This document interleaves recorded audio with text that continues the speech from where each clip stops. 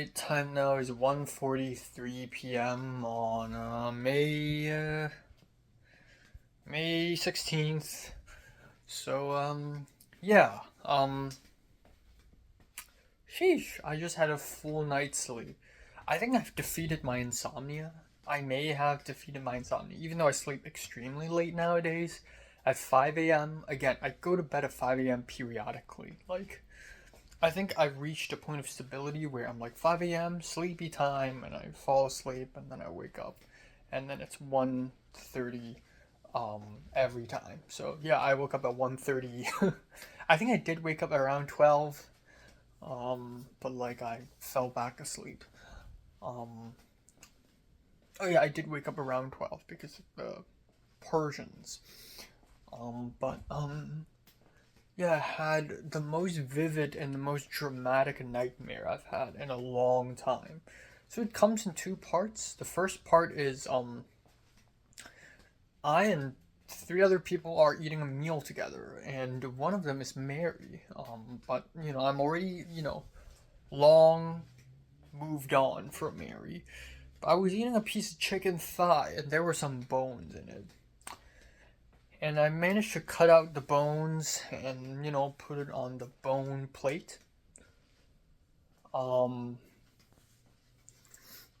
and Mary suddenly poked her chopsticks onto my piece of meat and looking for the bone, and I'm like, oh, it's gone. And she's like, okay. And for some reason that felt very intimate. For a moment it felt like she was considerate. She was being considerate. She doesn't want me to choke or something. But hey, I'm smarter than that. I know where the bones are, but I don't know. And then suddenly I fell in love with Mary again. Like, as if, almost as if. Given how nice and considerate she is, but also how she just doesn't say anything before she poked her chopsticks. Like, there's like a certain tension around her. It's what a nice character. Like, goddamn, I need to write her well. The second part is the real main course of the dream, and that is I had a meal with my parents and my cousin's family. Both cousins and my aunt were there, and we were eating a huge meal, like a feast, a hot pot with dumplings and all sorts of meats, spring rolls. Like, there are wet things, there are dry things. It's like a feast. And then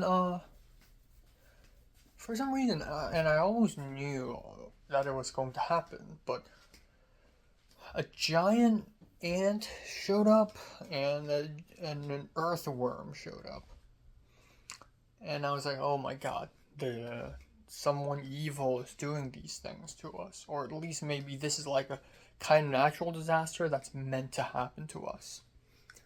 So I managed to avoid the earthworm. I tried to kill it. I tried to spray it with the alcohol spray. Didn't work. It keeps running away. And then somehow they ended up in the trash can, and someone was going to throw the trash. And I was like, hey, don't do it. And as they threw the trash, the earthworm jumps onto the person's finger. I think it's his thumb, and then it enters into his body through his thumb. But that whole thing sort of like went by. Like, maybe a few hours had gone by, maybe we had a different meal anyways. So we were eating and stuff, and there were tensions. Like, for some reason the elder cousin thinks I'm blaming him for putting worms there, which is ridiculous. I never blame people for putting worms and ants anywhere. But suddenly, so I grabbed a bunch of food, put it on my plate. It looks great, it looks neat. I sit down with my mom on the other end of the long table, and then suddenly, I didn't even notice it. It happened very fast. Suddenly, he grabbed my plate and chucked everything into the trash, and then gave me the plate back. So I looked up. I was looking at my phone or something. I looked up, and all the food is gone. I'm like, what? I was genuinely confused at first. And then I realized, oh, the elder cousin just threw all my food away. So I was kind of mad, but I'm like, you know what, keep your composure. So I went back to the other end of the table to grab more food. And then the elder cousin came up to me and grabbed me by the shirt and seriously stared at me and was like,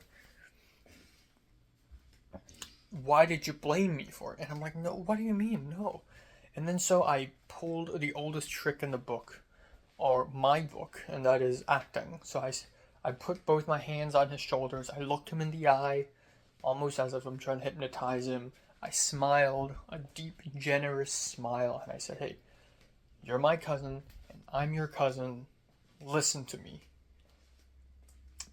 Listen to me. I never blamed you.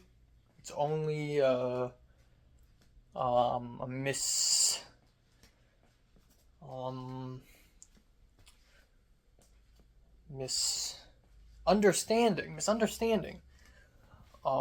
In fact, I think the worms and the ants and everything, I think they're natural disasters that are meant to happen. And he's like, why? And I said, well, because we have sinned. I'm not religious anymore, but I believe that's the truth. And then so he forgave me. And then I turned around and I realized half of the food on my plate is gone. Turns out my own brother and the younger cousin like trolled me by throwing away half the food. And trolling me is infuriating, it's fine, but wasting food is like a huge, something that I really hate. I hate it when people wasting, like if they waste time, if they waste money, if they waste anything, if they waste energy, if they waste food. I get genuinely pissed. So I was like, after all that acting, and this shit is still happening, so I grabbed the plate and I threw it behind me and it smashed. I didn't care. That's something I've been wanting to do for a long time. I just want to throw the plate and smash it. And then I grabbed another plate, I grabbed more food, and I left. And then finally, my aunt, and I guess it's supposed to be the uncle, like my aunt's husband, but in real life they're divorced, so I don't know who that is. And then my mom's there, my dad's there, and then we had, on the other end of the table, we had set up everything. Boiling dumplings, hot pot. We finally were able to eat. And by then it was already, like 12 at midnight. Because of all that commotion. So yeah, that's that. And I was still really angry. I wanted to scream, I wanted to yell. I wanted to tell everyone that what I did to my elder cousin was just acting, and, I actually hate him, or something.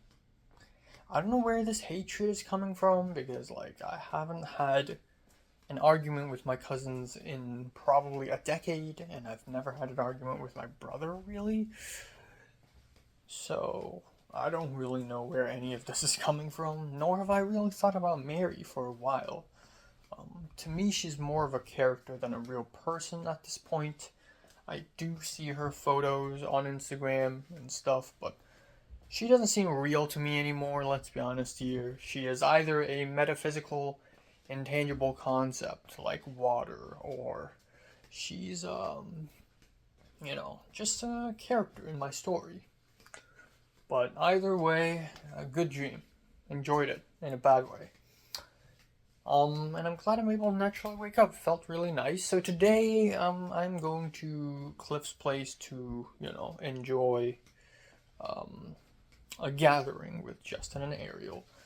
Apparently, Justin, Ariel, and Cliff are in a group chat together. Oh, so they formed like a gang, huh? Yeah,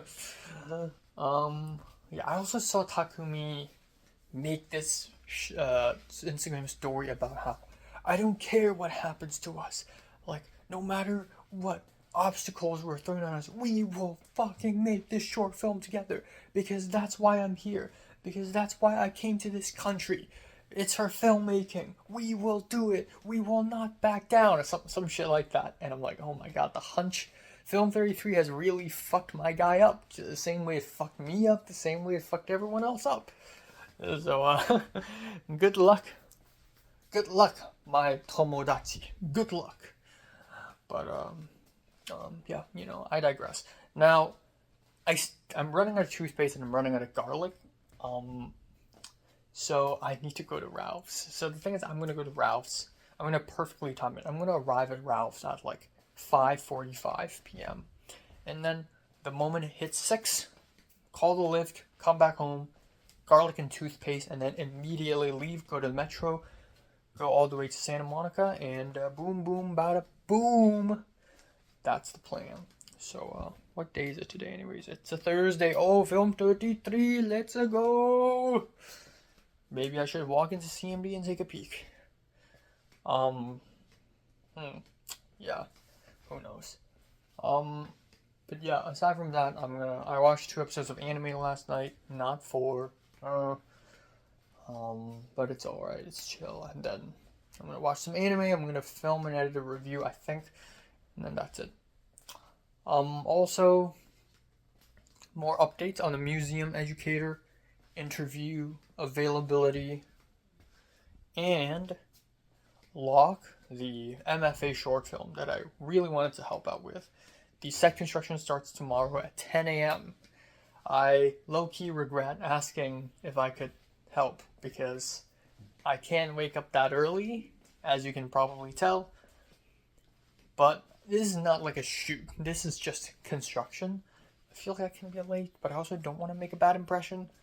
Also, I'm supposed to bring gloves with me, and I only have the wool gloves. But those wool gloves are fucking bangers, by the way. Banger gloves. And then tomorrow I'll be seeing Michelle, and still we haven't bought any tickets to Challengers or House. Like, we haven't done any of that. Michelle wants me to meet her in front of her place at Century City, which is, if I want to get to Century City from my place, it takes 1.5 hours. I don't think I can do it, plus the fact that I'm going to help on a film set tomorrow. So, yeah, a film construction set, not a film set yet. Which is so fascinating. I want to know what it's like to just go to a place and it's just art people doing art shit, building an apartment. Like, that's what I signed up for, baby. USC. That's the whole fucking point.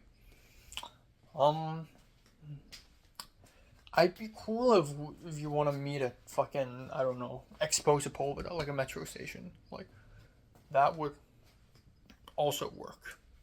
But just not Century City. I just cannot get there. If only they make like a Century City station or something, that would be very nice. But I don't think that station exists.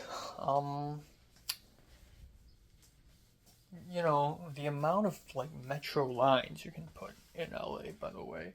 Westwood Station, Century City Station, UCLA Station. I mean, come on. I mean, Westwood and UCLA is the same, but not really. Build one more, actually, please. Tokyo, every 2, 3, 4 blocks you get a new station. Do it here in LA.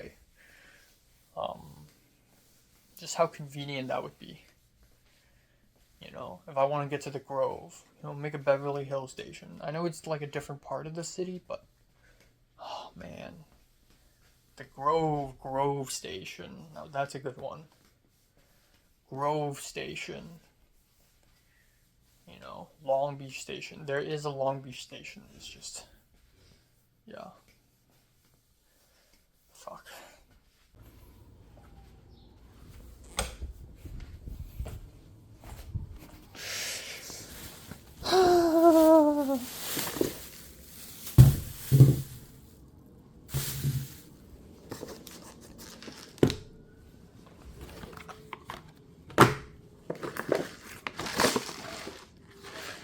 Taiwan has better music than Hong Kong, honestly.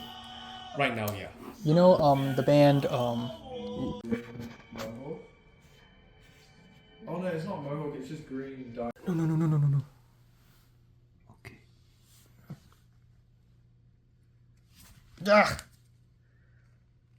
Ugh. Alright, time now is 1:53 a.m. in the morning.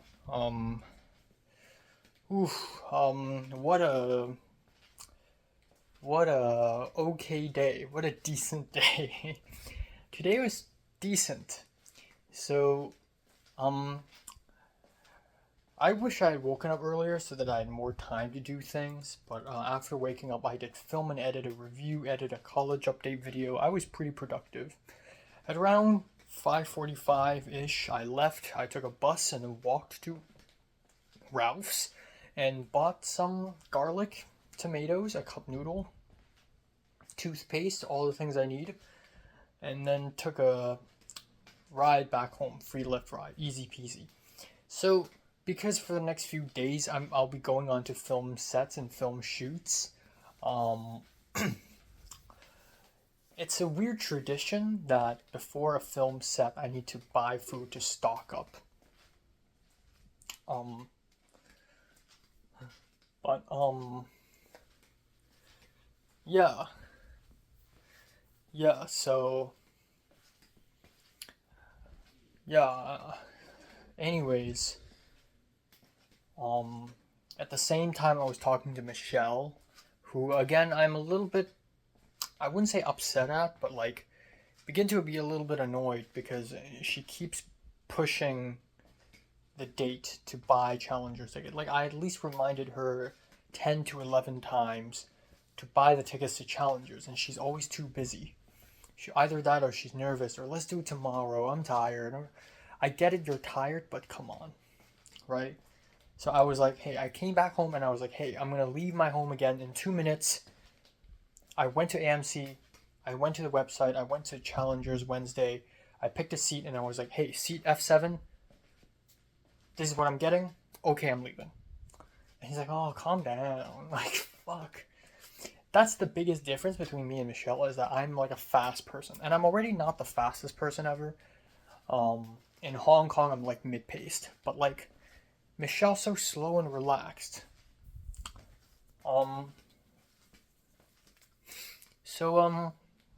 Yeah. On top of that, I also bought the tickets to House, which is only $5. Like, even if Michelle doesn't show up and it feels like a waste and I don't go, at least I'm only losing $5.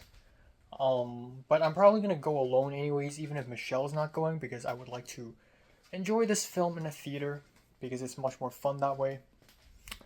But that's that. So after that, I left and I took a metro all the way to Santa Monica, walked past CMD. Today's a Thursday, so of course it's like after a drill in Film 33. I walked past it and I saw some people stand together in groups beside the car park, and I'm just like, man, it's been a whole year. And I was like listening to music, and a part of me wants to just like smile and, like the ending of a film where the main character walks away from something after many years kind of moment.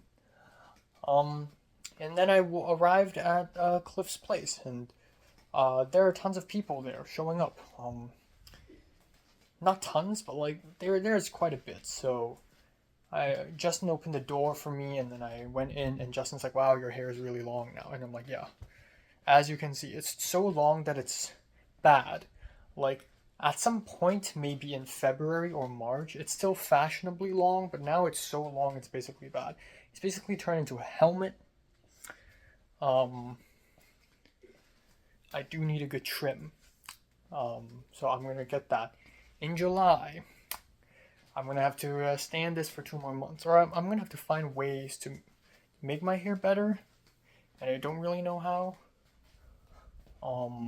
So I don't know. I'm just gonna stick with this for now.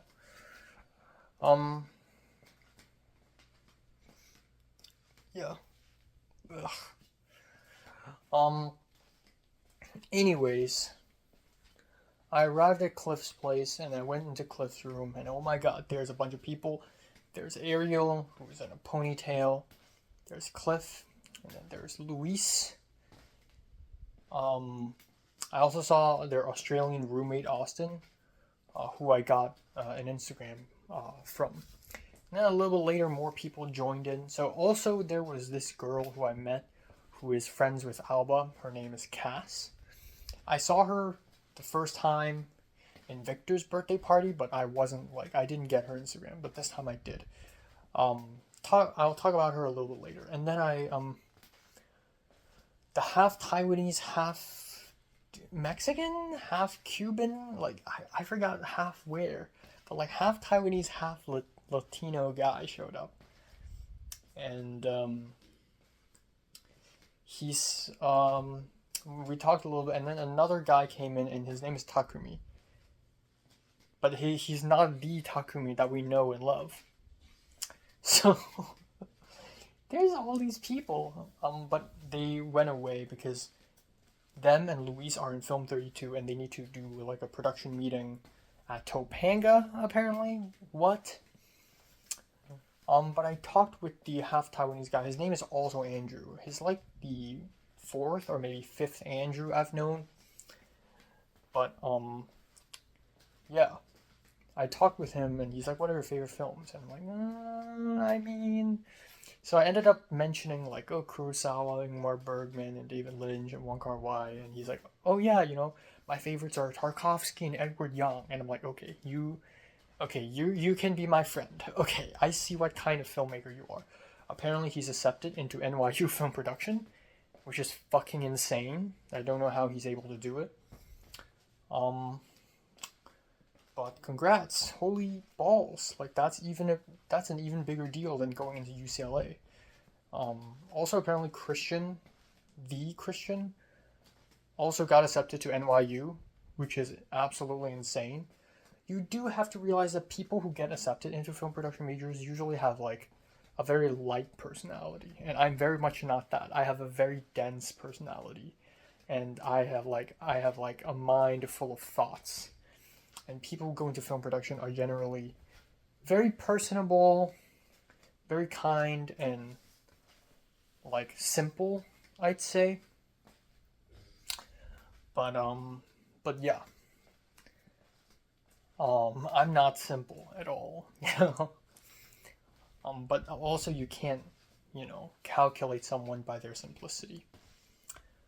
But yeah, afterwards, I showed Ariel, Cliff, Cass, and Justin some of the clips, some of the test edits I did for the Film 33 documentary, and they're all very enthusiastic about it, especially Ariel. Ariel's was like, oh my god, the memories, it's crazy. And and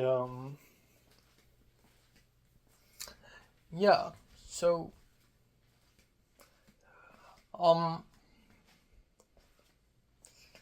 that's that. And then Ariel and Cliff went off to watch Challengers at AMC downtown, but they were late. Like the film screening starts at 9 p.m., but Cliff was still eating chicken wings at like 8:58. And then it's just me, Justin, the Malaysian guy, and Cass, just the three of us.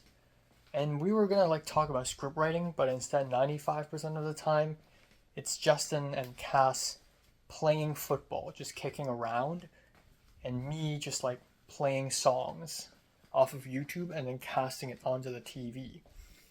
But we eventually did talk about storytelling a little bit. Justin is really into like the story circle, like Dan Harmon story circle, but then Justin's Indonesian roommate Aaron called him and told him that he needs to do the laundry, and he also wants to go to the gym like at midnight or something. So Justin left. And Justin's like, yeah, I wanted to talk to storytelling and screenwriting with you, but gotta go. So he left. And then Austin, the Australian guy, came back in, and it's just me, Cassidy, and Austin. And Austin was like, he had his headphones on, and he had been using his laptop. He's producing music. He's producing house music. So, it's just me and Cass, and we talked. We talked for like a couple hours, and it was really nice. Like, it's been a while since I've had such a smooth conversation with someone. It's really weird, because like these conversations are really rare. But like we talked about just like music, because I played some Hong Kong song, and Cass was like, oh, this is really good, can you add it for me in Spotify? So I helped her find these songs, And then, like, I don't know why, but like the way he looks at people, like when she looks at me, it's like, oh wow, she really wants to know what I'm saying. But then when she looks at Justin, she looks at him in a very like, and then she smiles and she like what? But anyways, we talked and talked about short films and our goals and whatever, and it's fine, it's nice. And she's in the hunch right now as first AC, so she also has some tea for the class, but not really. Apparently, there's not a lot of drama going on between students, but it's still like a mess, and Professor Antonio is not really doing a good job as professor. And apparently today, Takumi stood up and spoke in front of the whole class, like telling everyone to get their shit together, and swore. Like, he said fuck in his Instagram story. I'm like, wow, okay, like Takumi is triggered, like finally. Um, but and it's funny because isn't Takumi like doing something light, like cam up or something? I don't know. But yeah, I would like to talk to Takumi, about what's going on in the hunch. But yeah, and then I just kept waiting and waiting. I thought Ariel and Cliff would just come back, but no. We hear Ariel and Cliff say goodbye on an Uber, and then we hear Cliff come back into the house. And by then it was like 11:45 ish, nearly midnight. And then I and Cliff continued to like talk for like one more hour, and just chill, talk about filmmaking, talk about Canon versus Sony versus Blackmagic. Apparently Cliff doesn't like Sony cameras unless it's Sony Venice, which is, I love Sony camera. Venice or not. I mean, of course, Ari is the best, but I can't afford that shit. I mean, come on. And then we talk about film sets and stuff. There are moments when Cliff clearly knows more than me. And that's the thing with, like, Cliff's place. And, like, it's like, people are like, oh yeah, this is the something bar in New York where all the geniuses meet. Some of the greatest poets and writers and artists and avant-garde musicians became friends in this one bar. That's like Cliff's place. It's like so many like-minded, passionate, experienced, insanely talented people stuck in one room, drinking alcohol, smoking weed, and eating DoorDash. And that sort of like is the vibe. And every time I'm in my own apartment, I'm like isolated and there's like no one around. And I'm going to school to write papers about films and write papers about Jesus, which is cool, but it's not that exciting shit, right? Also, when I went into the house, Ariel was talking about how he knows a friend who works for a production company who needs to pump out 20 feature films within this year, which is fucking insane. What do you mean 20 feature films? That's more than like some of the greatest directors of all times have fewer than 20 feature films. Tarkovsky has 7 films, 7 features. Like, come on. So she asked Justin to help write a script, and Ariel was like, oh, Justin, you should talk to Ken, co-write it with Ken, because Ken's also a writer. I hate that I'm left out of the equation. To be fair, Ariel, Justin, and Ken are all passed over, and they know each other a little bit better, but I know all 3 of them earlier than they all knew each other. But they didn't think of me. I'm a writer too. Though, to be fair, I don't want to, like... So the plan is to, like, really pump out shitty feature films as much as possible. And getting paid for it. Like $200 per day. It's Indonesian money. Apparently Indonesians are paying for these films. Which is fucking insane. I'm interested in helping out. Maybe not as a director, because I don't want directing credits to be tainted by cheap shit, But maybe I'll help co-write something. I'll help PD something, But yeah, and then so I left around 1. I was calling a lift. Oh yeah, I also had like dinner. I used Justin's phone because Justin has like a discount on DoorDash, and I bought some like euros, um, which is not bad. Not a bad meal at all. Got a whole side of salad, which is unexpected because I usually like when I order food, you always expect to not have vegetables in it. Anyways, um, but yeah, and then 1 a.m. ish, I'm ready to leave.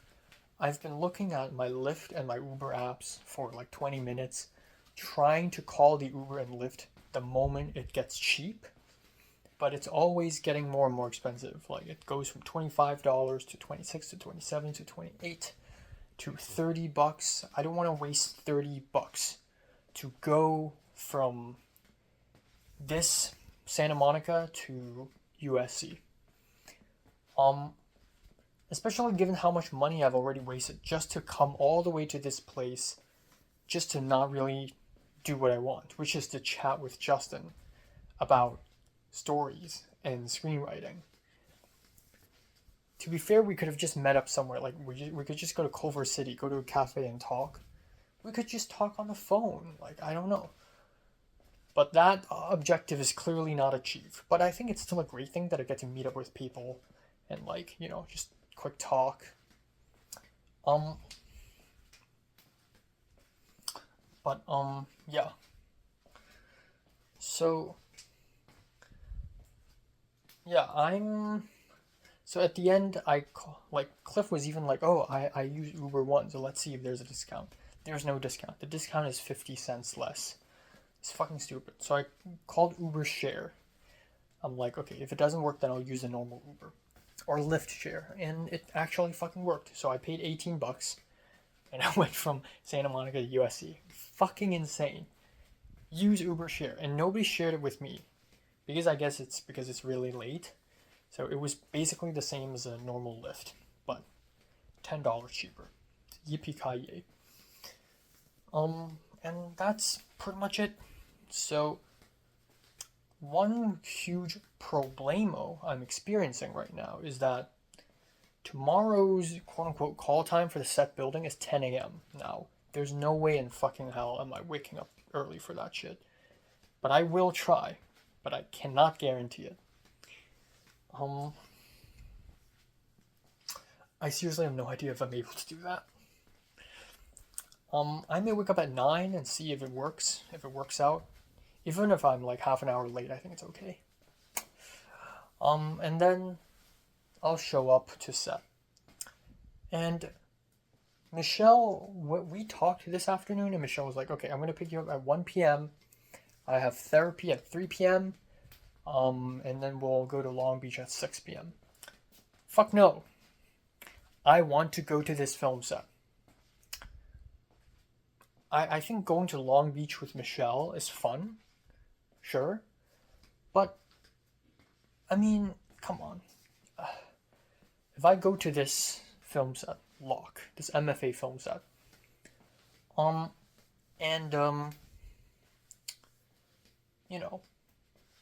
meet people, it's much more beneficial to me.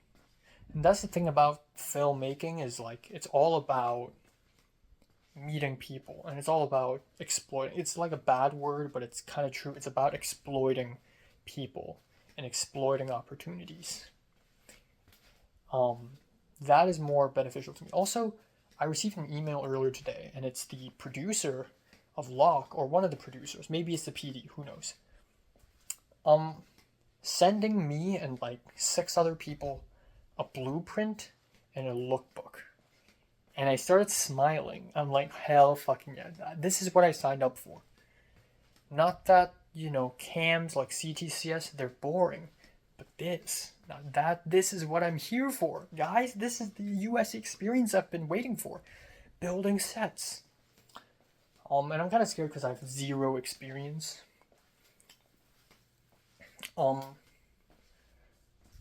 Yeah. So, Michelle moved her therapy session to Monday. And then she even asked me if I can meet her at Century City. And I'm like, bro, it takes me 2 hours to get to Century City. And she's like, she forgot. People keep forgetting that I live near USC now and that I'm a USC student now. There was even a moment before I left. Cliff was like, oh, do you know this guy? Do you know this guy? He's a USC student. He's a USC student. He's a USC film production. And I'm like, I don't know. How is Cliff even more of a USC film production guy than me? And that almost put me to shame. Like, I've spent 1 semester here. To be fair, it's only 1 semester, but 1 semester here. And I'm still barely into the film production scene. I feel like, I don't know.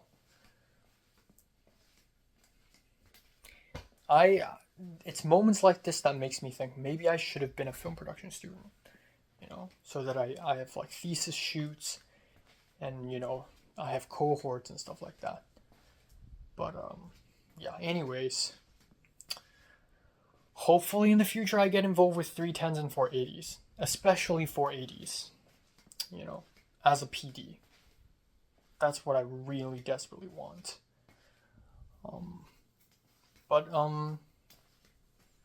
Yeah, that's gonna be a lot of ladders to climb. Like, if I'm able to be a PD in a 480 class, that's like, you have to be the best of the best of the best.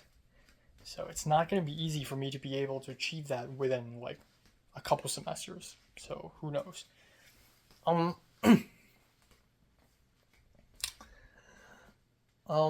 But yeah,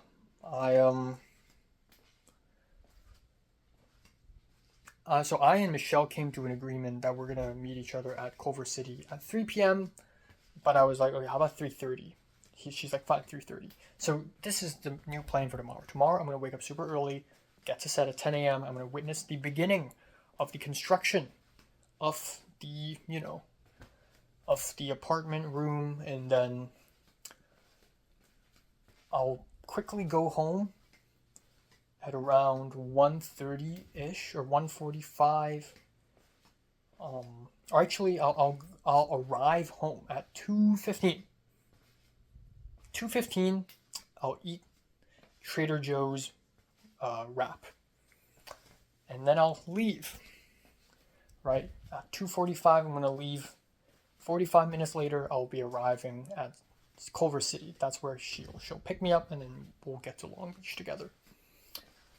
So that's the plan. Another thing is that's the thing I'm most concerned of, is the producer, or maybe DP, I don't know. She emailed me specifically asking me if I'm comfortable using power tools like drillers and saws, and also, do I drive?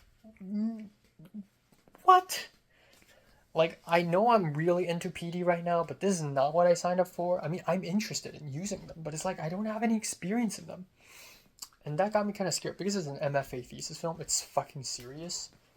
If I do, like, have someone tomorrow to guide me through this, then it'll be good. But truth be told, I have no experience using drillers and saws.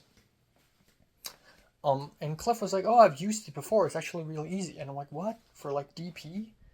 And he's like, no, in Malaysia, when I was building in Malaysia. And I'm like, okay. So,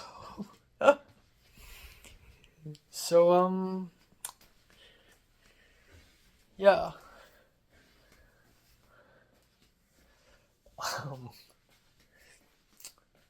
And then another thing is, she asked us if we have gloves. Please bring gloves.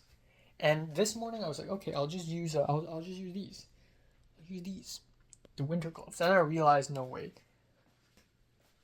Let's be professional. This isn't a kid's game. This isn't fun and games.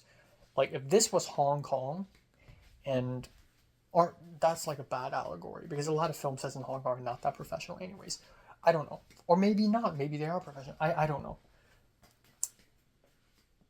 In a perfect world, if I was the director and I see someone going onto a film set with like winter gloves, I wouldn't be mad, but it's like, it's not that professional, You need real gloves. So I think that if I bring these gloves tomorrow, they'll laugh at me. But the thing is, it's already 2 a.m. right now. And the nearest Home Depot to USC is like a bajillion miles away.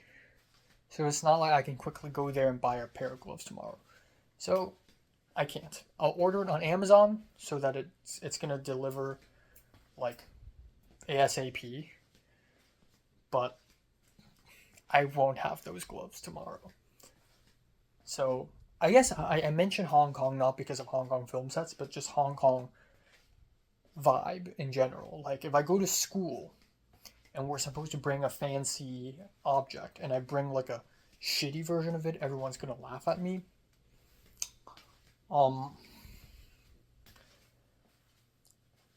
That.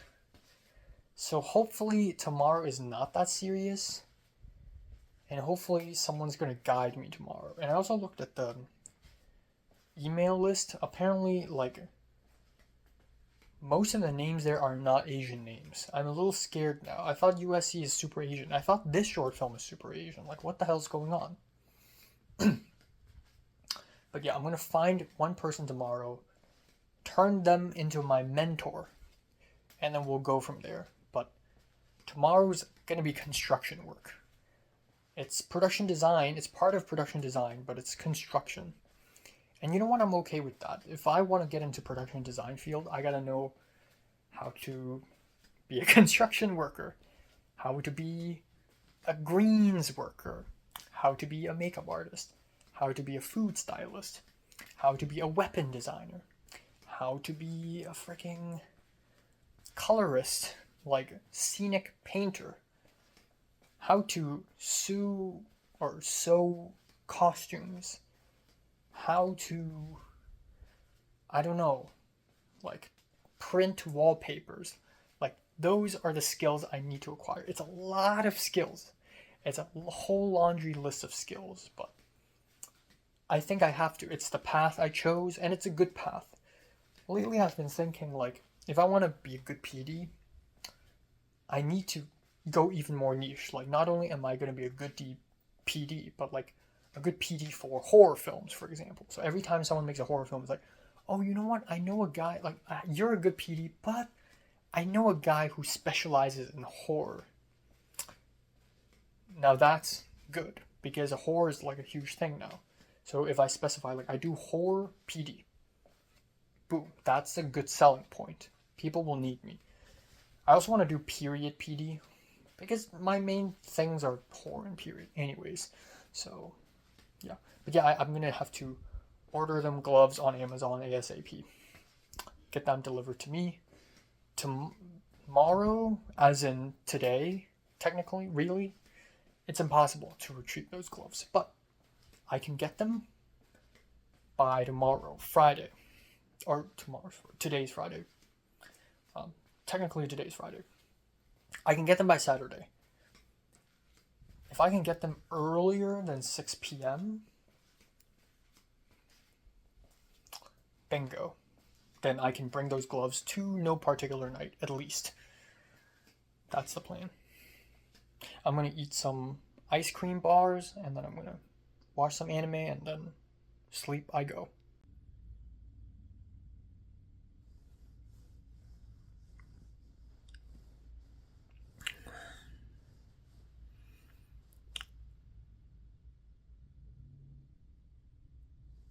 So, time now is 9 a.m. on May 17th. Yeah, it's May 17th. Oh my god, I'm so sleepy.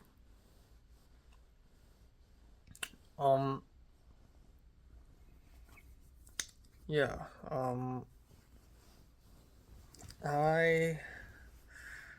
I slept from 5 a.m. to 9 a.m. But of course I didn't immediately fall asleep. Not really. It took me a while. the average amount of time for me to fall asleep. So it's less than 4 hours. So great. Fuck.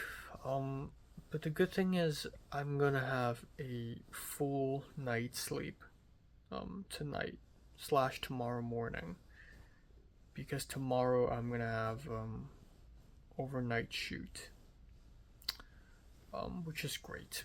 But yeah, fuck.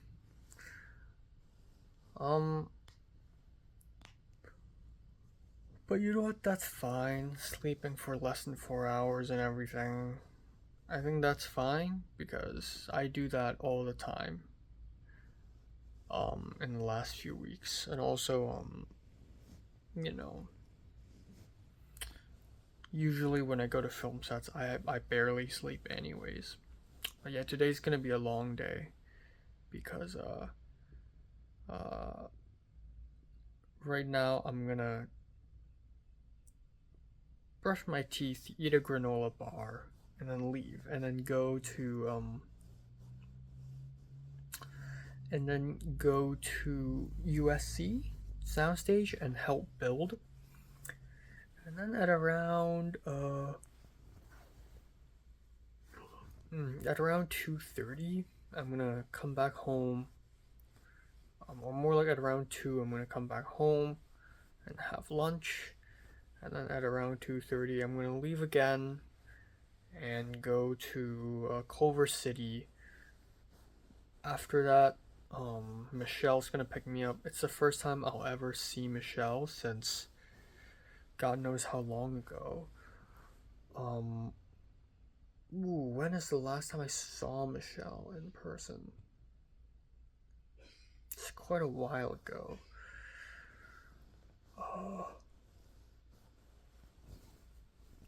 I think the last time I saw Michelle, it was The Grove, right? And then we watched The Zone of Interest together. Yeah, that was a while back.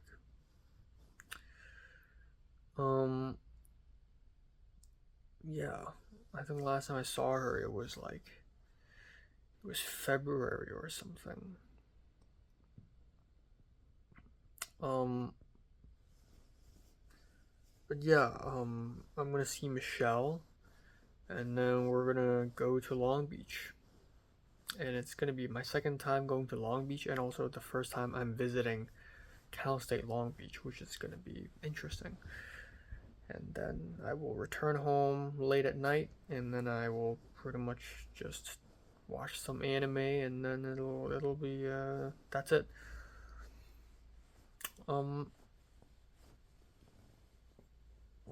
Fuck. And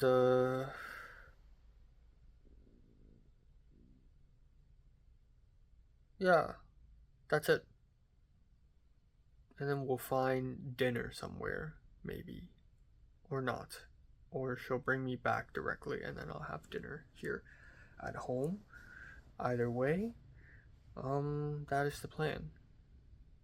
Yeah. Oh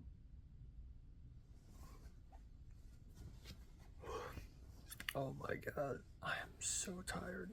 But that's good. This is definitely gonna help me with my insomnia, which is cured, by the way. I think my insomnia is cured finally. But still, what else am I gonna talk about? Oh right, there are two more things from last night's event that I would like to mention.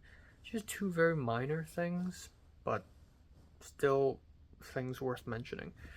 One was when I and Luis were sitting together in the small circle with Justin, Cliff, and Ariel.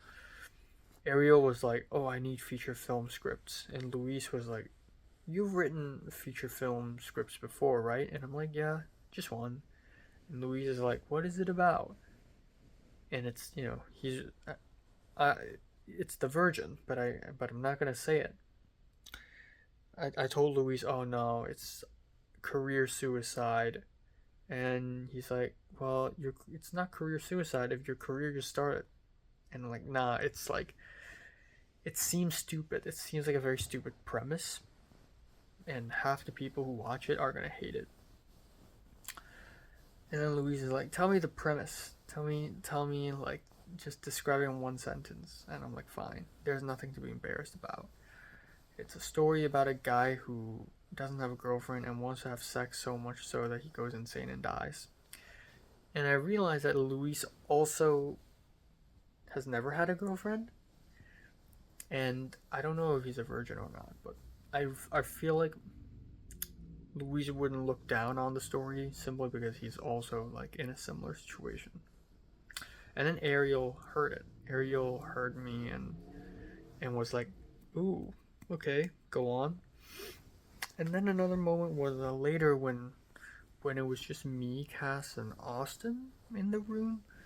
For some reason, Austin wanted to play football with me, but throwing and catching. So we played a little while, and I did fine. And then Austin was like, "Last ball, last throw," but I didn't really. I heard lost throw, and I don't really know what that means. So I threw back at him, and he was looking at his laptop, and he didn't catch, and the ball landed on his laptop on his MacBook. And then he was like, you know, and I'm like, "Oh, sorry." He said, "Oh, I said last throw," and I'm like, "Oh, sorry." He's like, "Oh, it's all right."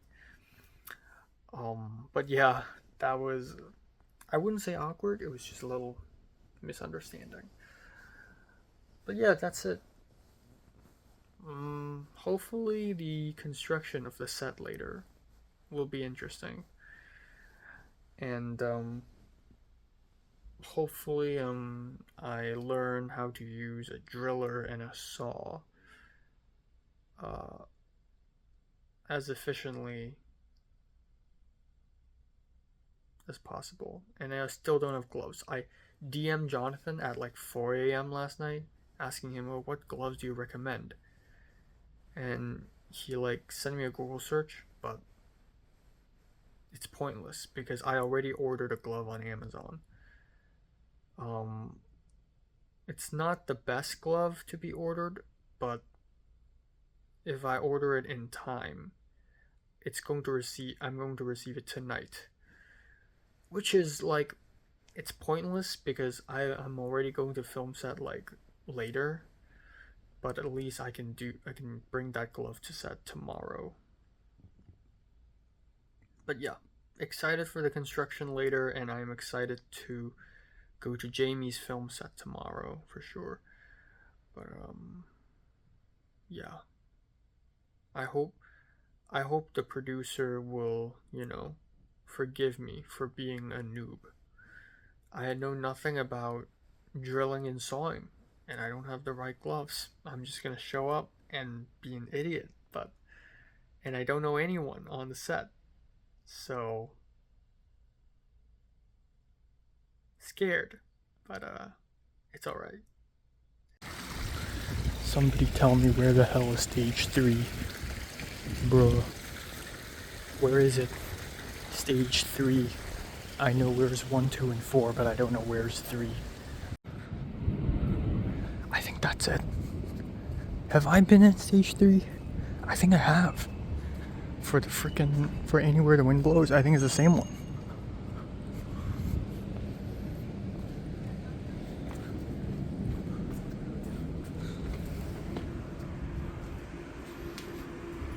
Right? Oh my god, hold on. MASH.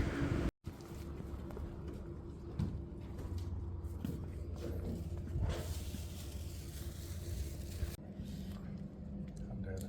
Trying to be authentic to their roots. How come? Okay, I can translate it. Okay. Hey Lindsay, Yes. may I add, do you have orange chicken? Orange chicken. No, they don't have it here. Okay, so that's just a Panda Express.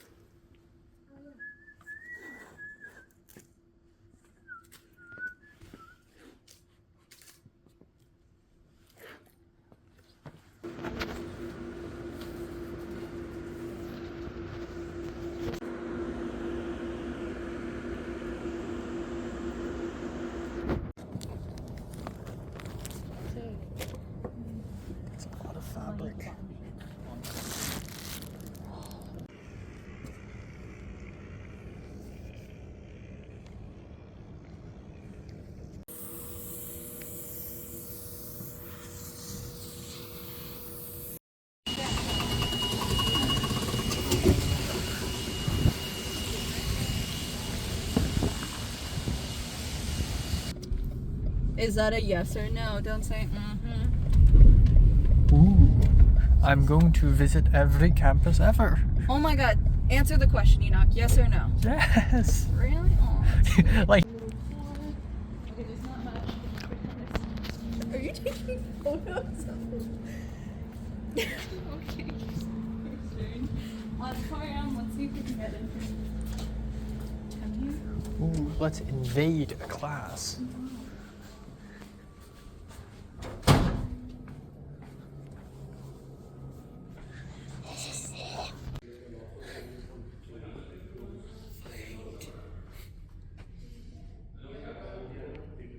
And then all of the Modern-esque. film and the arts are like right here.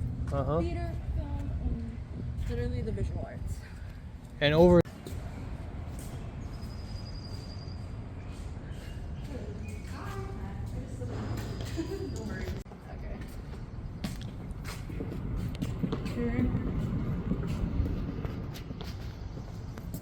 Film after dark. We've got some great content to see tonight. We've got some things that are insightful, some stuff that's compelling, and some stuff that's downright.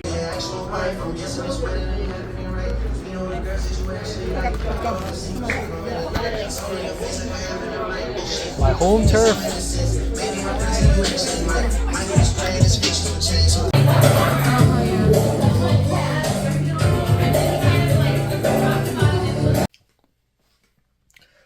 Alright, time now is 2:54 a.m. in the morning on May 18th, 17th for me, but 18th actually. Yeah, so today is a thick day, a dense day, a lot happened, a lot of unprecedentedness. Definitely the most adventurous day since Santa Barbara. Like, yeah, today is tough. It's a biggie. So I woke up at 9 today, but I went back to bed to lay down for 20 more minutes-ish. And then I left. I ate a granola bar, stuffed it into my mouth, went out, caught the bus, went to campus, and I looked at the email that I got. It said, go to stage 3. I'm like, where the hell is stage 3? And I had to actually Google search to pull up a map of the SCA, and I saw stage 1, stage 2, stage Fox, and stage 4. And I'm like, okay, the Fox stage should be stage 3. And turns out I was right. Not only that, but also I've been there. I've worked there. In Anywhere the Wind Blows. That is the John L. also used this stage. So that's cool. It's familiar territory, you know? But yeah. So, goddamn, I'm really tired. Not only have I slept for less than 4 hours, but also it's the first time I've slept this little, not counting the days I have my insomnia attacks.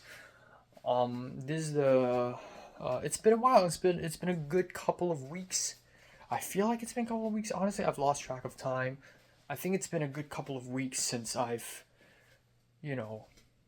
really felt this tired. Like, I yawn. Like, for the last 2 weeks, I didn't yawn. Like, I stopped yawning for a while. But today I did. So, that's that. And on top of sleeping for less than 4 hours, I also did hard labor in the morning. So I went there, and I was a little scared at first because I don't know anyone there. But it's, again, like I've said this many times, but if I was 17 and I walk into a room full of strangers, I freak out and I run away. But hey, man, I'm 21. I'm a grown man now. I'm different. I can handle this shit. Same with the Isaac short film, which happened at LMU. Went in and I didn't know a single soul. Same here, but this time it felt a lot safer. I think it's just because it's just fewer people. So I thought it's like very serious. I brought my winter gloves. It's not even for moving things. It's for fashion. It's for keeping my hands warm, but I brought it. I went there and I saw two Chinese women who look like they're in their late 20s. And a half Asian girl. I can kind of tell she's half Asian. She's also dyed her hair to golden blonde, not exactly blonde, more like golden, and has short hair that is nearly bald. And then on top of that, another guy who reminds me of Dominic, brunette slash black haired white guy, long hair, full beard, but also wears a cap, wears glasses, and apparently he's 39. So it's just us five. So I came in and I was like, hey, is this Locke? And they're like, yeah. So the Chinese woman introduced herself to me. Her name is Yao, because her full name is Wen Yao, and she's the PD. Not to be confused with Monica, who I confused her with when I wrote her an email. Monica is, in fact, the director of the short film, and I didn't even fucking know that. And then the bald, I'm gonna call her the bald girl. Her name is actually Ollie or Oli, and yeah, she's like she took a class, and the TA is the production designer here, or like the producer here, and she signed up for it, or they. And then there's the other guy and so everyone there are in grad school. So Oli asked me, "Oh, are you undergrad?" And I'm like, "Yeah." And everyone heard it, and everyone was like, "Oh, young." Like, bruh. When I see a high school kid, I'm like, "Okay, that's young." Now they're looking down on me and they're saying, "Oh, you're young." But yeah, apparently Oli is in CAMS too. Master degree CAMS, which gave me a little comfort. Like, oh, maybe if I stick with CAMS, I'll make it to some interesting sets still, you know? So, I've never been involved with construction work before. By that I mean set construction. I mean construction in general, I've never really been involved with. And I'm really curious on how they're going to build an apartment in 5 days, you know? So, as unexpectedly, but also very expectedly, the first thing you do is to move things into the flat. So there's a giant U-Haul truck, and they're moving gigantic pieces of items from the truck to the soundstage. Huge wood planks, sheets of wood racks, wood stuff, like giant styrofoam walls, metal things. I don't even know what they are. And we just keep moving them. And it's just a lot of moving for like a whole hour. It's just us moving things out of the giant truck. And I'm like, you know, I try, but it's awesome because it's been so long. It's been the last time I've been on a set this tough, or like a set that requires hard labor and seriousness, is like Film 33 or like Isaac. But Isaac is a is a freaking what's the word? Not scrumble. Scuffed. Isaac is a scuffed production. We don't talk about Isaac, but it's kind of reminiscent. It's kind of nostalgic almost. You know, those early mornings in Film 32 and 33 where I show up and I do hard labor and I move flats. And then after we move everything out of the truck, the 39-year-old guy whose name is David, he drove the truck away, and then we took a little break. They bought us water from Coffee Bean and also coffee. I would like actual real food, but water's fine, I'll survive.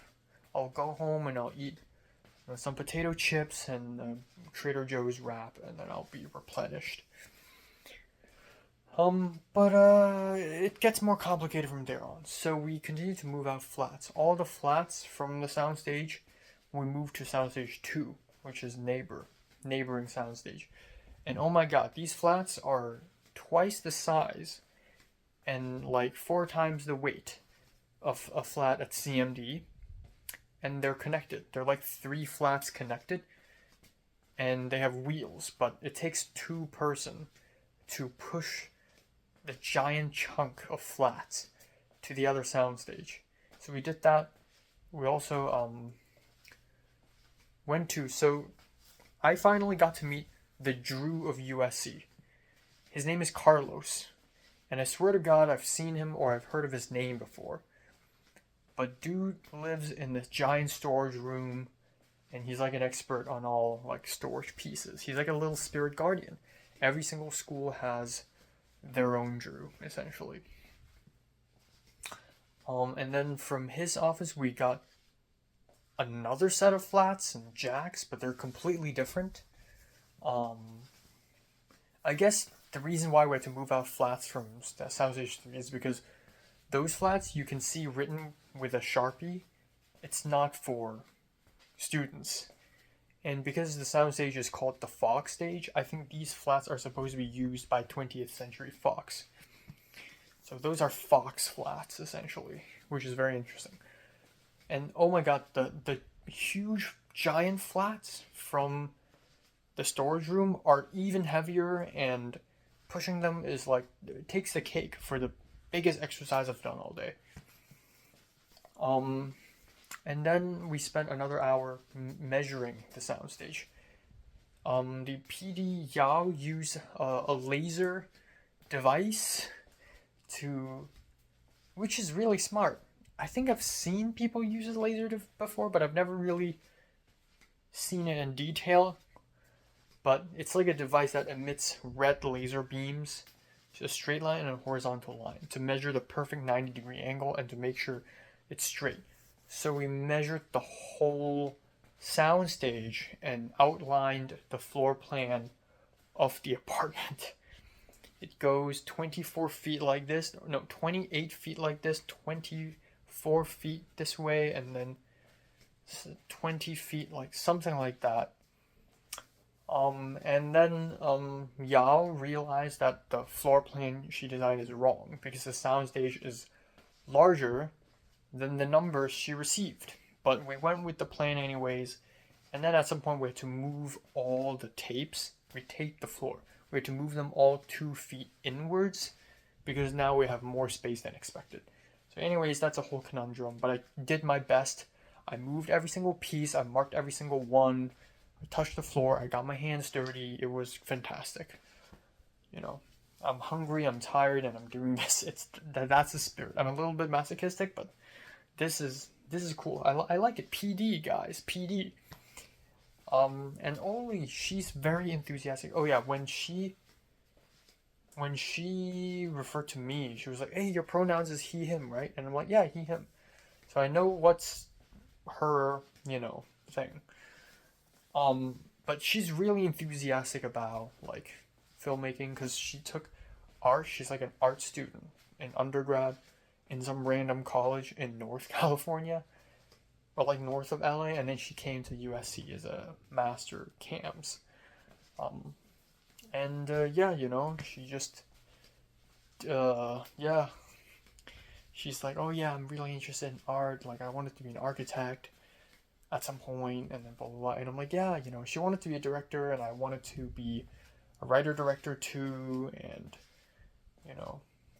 we both wanted to try art. It's cool to know more art people and not show up to a set and have 2/3 of the crew be camera and G&E. It's actually kind of refreshing. We're all like into art now. My people, finally. I'm building a sense of belonging. But yeah, and then the producer showed up, and her name is Lanty. And she brought Crafty, so I'm like, hey, now there we go. Now that's the real breakfast. And like the Crafty are like Chinese snacks and like Taiwanese snacks, and that's pretty freaking cool. And this white guy, David, he's friendly, but he keeps asking the Chinese girls, like, how do you say this in Chinese? How do you say this in Chinese? And then he goes around and says, 谢谢. Oh, did I say that right? 谢谢, 没事, 没事, And we had like the Chinese snacks for crafty, and he's like, "Oh man, this is so Chinese. I love it. I'm gonna keep eating this if I don't stop myself." And then later on, we had lunch. So the thing is, turns out this is like a really high budget production because they accounted for buying us lunch.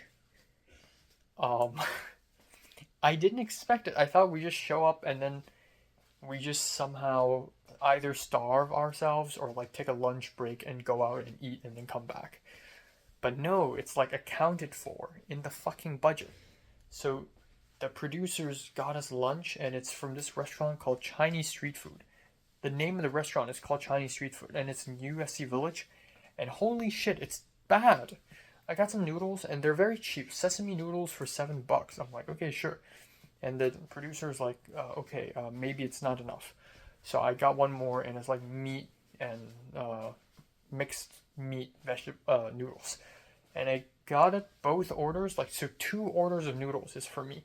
And obviously I didn't finish it, but holy shit, they're both terrible. So the sesame sauce noodles, sesame sauce is good, I love it, but the whole bowl is just sesame sauce, noodles, 1 boiled egg, and some cabbage. It's so underwhelming, and the sauce is so thick. There's so many noodles, there's so little sauce. It's like eating thick air. And then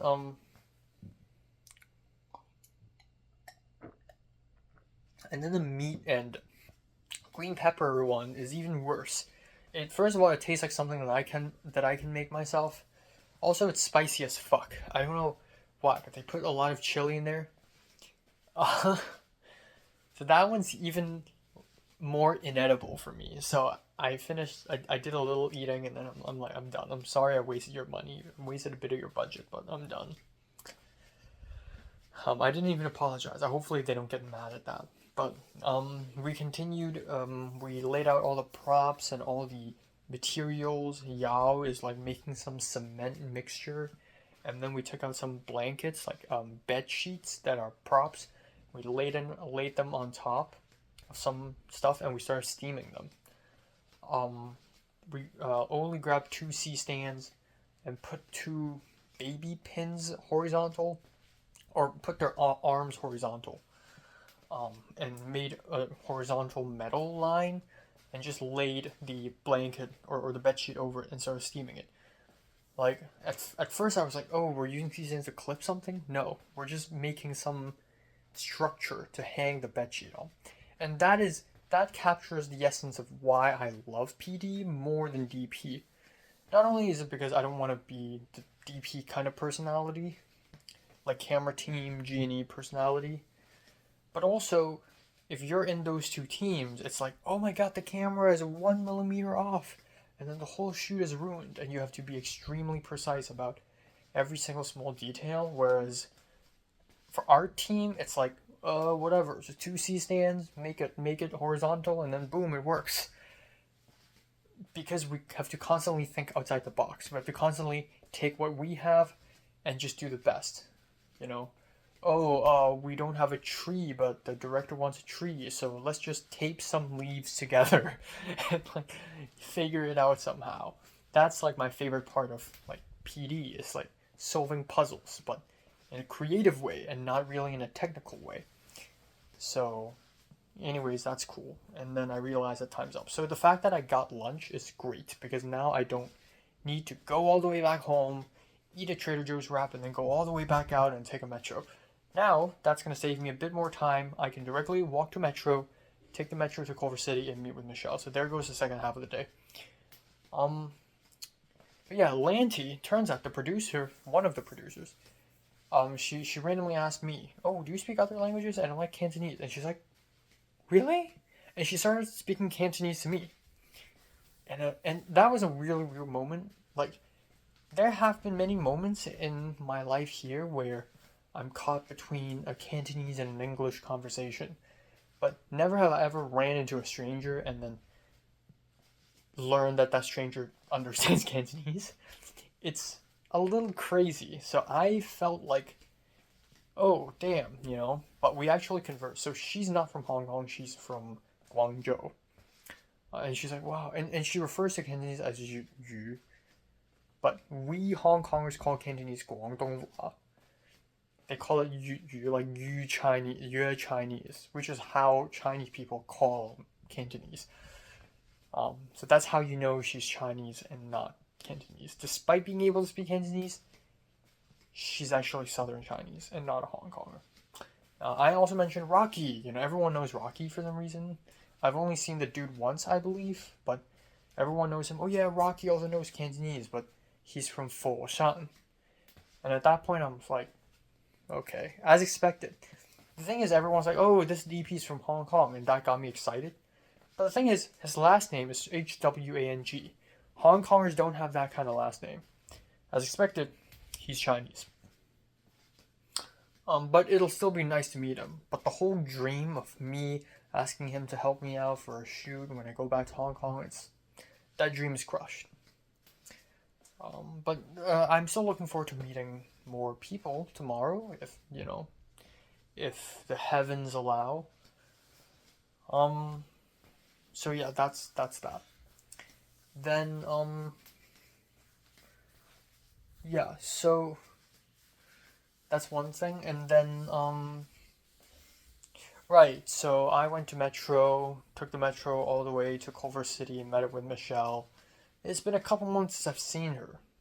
I was wrong. Yesterday I said the last time I saw Michelle was at the Zone of Interest. I was wrong. The last time I saw her was March. We watched Dune 2 together. Only 2 months ago. Not that long. But yeah, it was a bit awkward because it's still been a while, and B, after what Evelyn said to me, But I went on, and I had the thing is, like, I'm so used to being around people I don't trust that even if I have friction with, like, a friend, I can still act like nothing's happened because I'm so used to doing that. But it's not like what Evelyn said about Michelle completely crushed me and Michelle's friendship. But yeah, I was gonna, like, wait for a good moment to, like, ask Michelle about it. But anyways, yeah, we talked, and and then she drove us to Long Beach. She was scared that we were gonna be late, but as it turns out, we were early by like an hour. I could have spent more time at that set, because the building of the thing is fucking exciting. Also, originally they were planning to, not originally, but like at some point today, the DP, the Taiwanese girl, Miley, she was gonna show up. And I actually really want to meet her. I really want to see her in person. Because a Taiwanese DP is another thing, like, you're Taiwanese and you're a DP. Chinese DP are there everywhere. Taiwanese DP, and it's a girl. But also, Leslie also follows her for some reason. So, like, I'm like, mysterious. Like, a little dangerous, She's also kind of attractive for a filmmaker.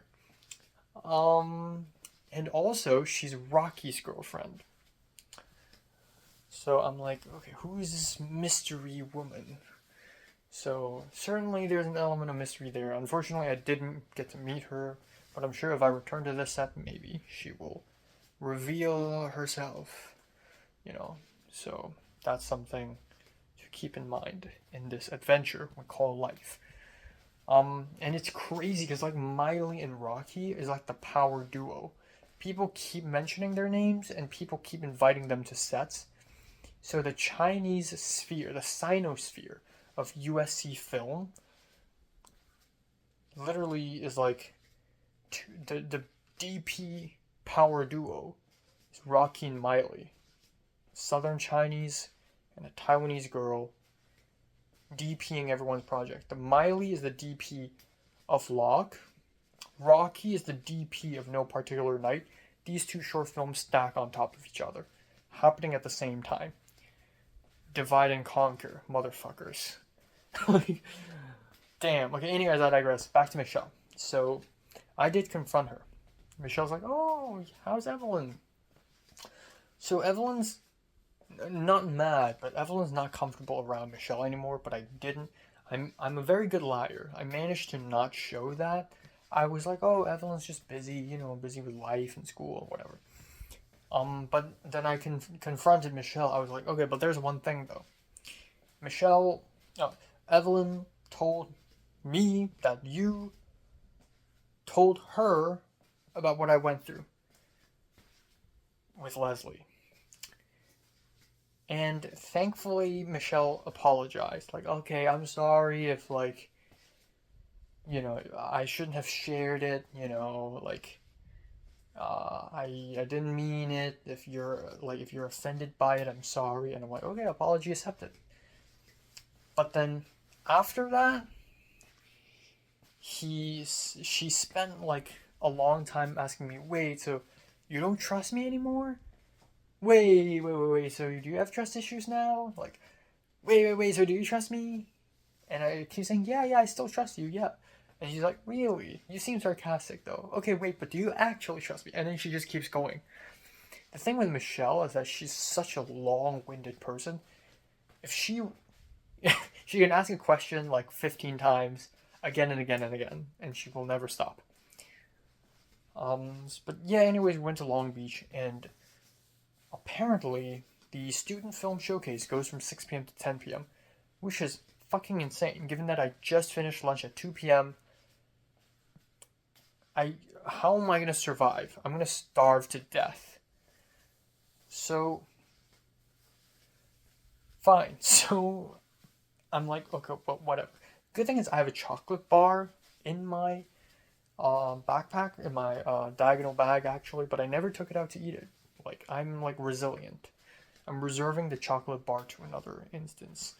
But it probably would have been wise if I've eaten that chocolate bar today. But yeah, so Michelle took me on a tiny tour of Long Beach, Cal State Long Beach. It's the second time I've ever been to Long Beach.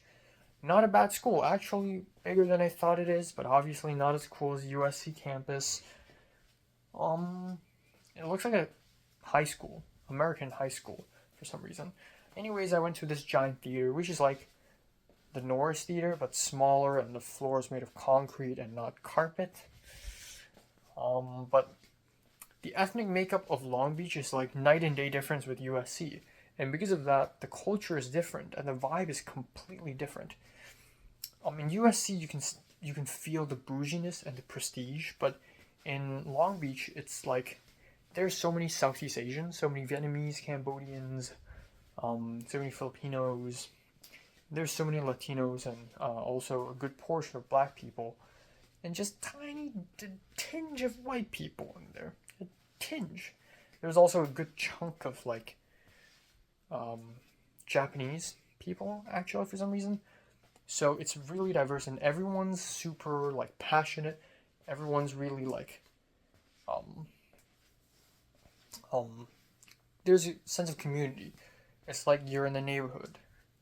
You're in the hood. Not the hood, but like you're in the, you know, it's like do the right thing where everyone sort of knows each other and visits each other. You know? Whereas USC is more cold. It's full of Chinese, Koreans, Indians, and white people, and everyone's rich, and everyone's sort of in their own groups, and everyone's sort of quiet. But it's night and day difference. So everyone's like screaming, yelling, laughing, talking.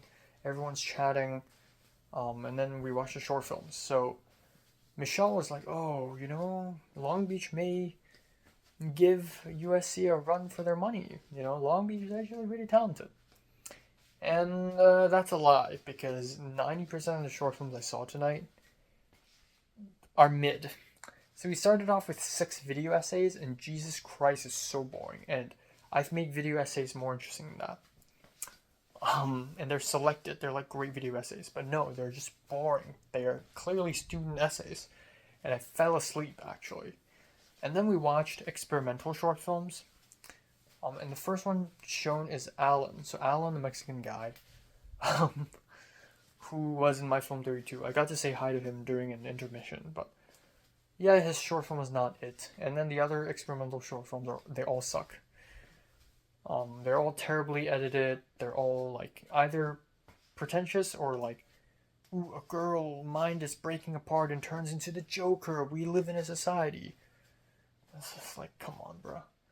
Or like comedies that start off interesting but end up being very formulaic and generic. And then we have the narrative shorts, the big ones, the junior thesis films. And oh my god, it went on and on. I watched like 15 or 16 or like maybe 20 something shorts. It kept going on and on and on. And like 80% of them are forgettable because people keep making the same few short films.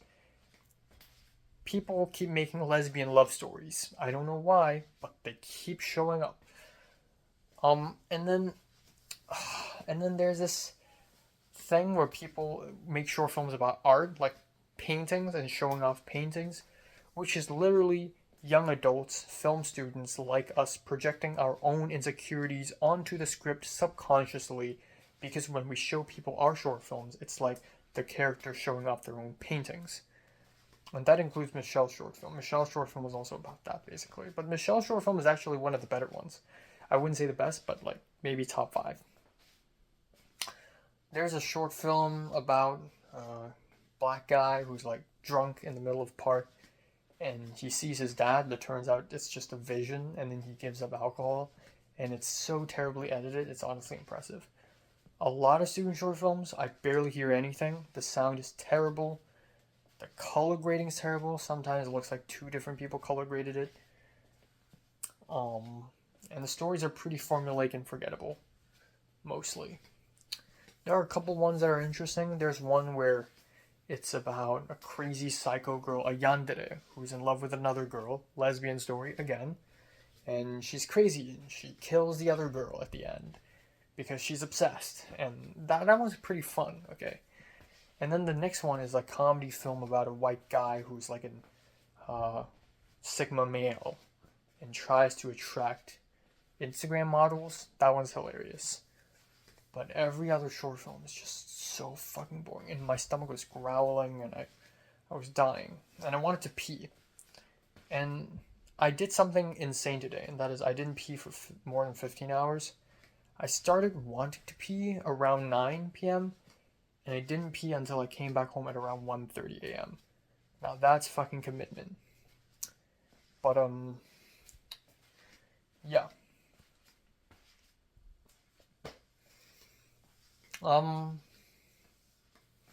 After the short film was over, we spent another half an hour outside of the theater for Michelle to speak to everyone. And yeah, again, I'm like dying of hunger and I really want to leave. But I also understand how Michelle feels. Michelle really put her heart and soul into this short film, and it's not bad. There are some sound issues, there are some lighting issues. The editing could be better, but, you know, the premise is good. And that's thanks to me. I helped her come up with the story idea, you know. But also, if I was Michelle, I would try to speak to everyone in that room. Like, socialize as much as possible. So I'm not, like, mad, and I didn't push her to go. But finally, at around 10:30-ish, we left, 10:15. We left and we went to grab boba, which is a little irritating, because, not irritating, it's just a little, because usually I drink boba before 6 p.m. Because if I drink it any later, I won't be able to fall asleep because of the tea. So for her to be like, oh yeah, let's get boba. Another thing is, like, I'm dying of hunger. Right now, I will eat anything as long as it's solid food.